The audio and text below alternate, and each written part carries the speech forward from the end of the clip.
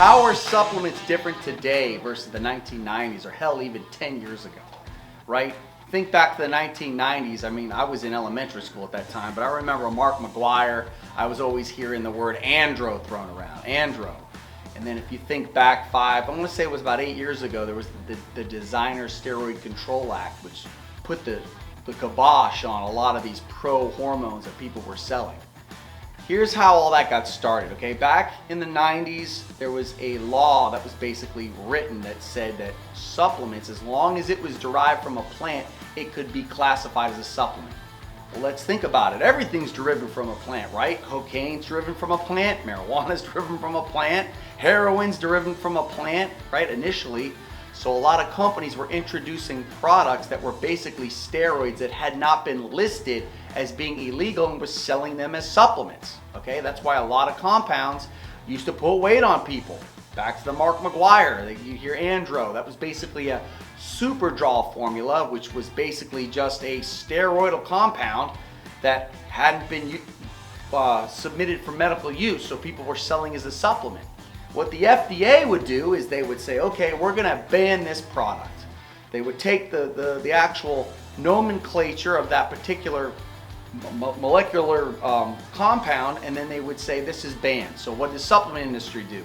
There's thousands of different variations of Superdrol. They just come up with another one and submit that one, all the way up until the Designer Steroid Control Act, where they basically said no more methylated compounds, or no more anything that could put muscle on you, right? Creatine could also be lumped into that. So it was a very vague law that was written. That's where you saw a lot of companies stop selling a lot of these pro-hormone compounds. Because back when I first started this, there was a lot of people that were selling pro-hormones, okay? Today, the difference is these are true pro-hormones, guys. And because these two compounds over here are steroids, but they're not derived from a yam, so they're not classified as being under that umbrella of banned products. Other plants, other than yams, because I'm sure you guys know yams and soy is how they make steroids. You can get steroidal molecules from other plant sources, so you can also classify those as supplements for the time being, right? Also, you got true pro-hormones. A true pro-hormone guy is going to be something that is a precursor to an anabolic compound, meaning it turns into the compound in your body.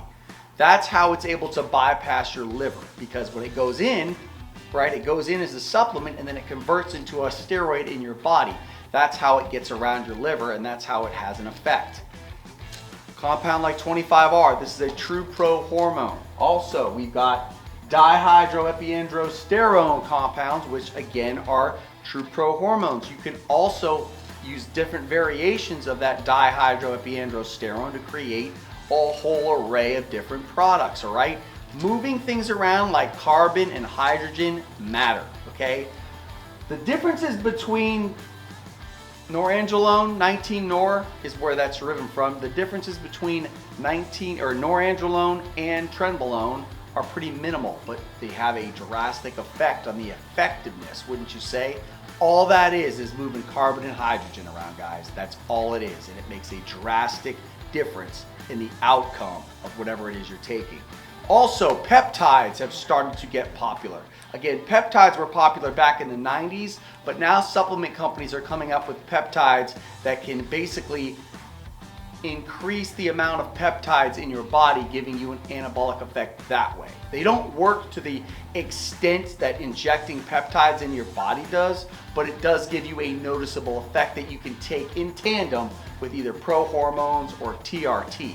So they definitely give a result that someone's going to notice, but they're not quite as dangerous as, for say, injecting insulin in your body and, worrying about going into diabetic shock, okay?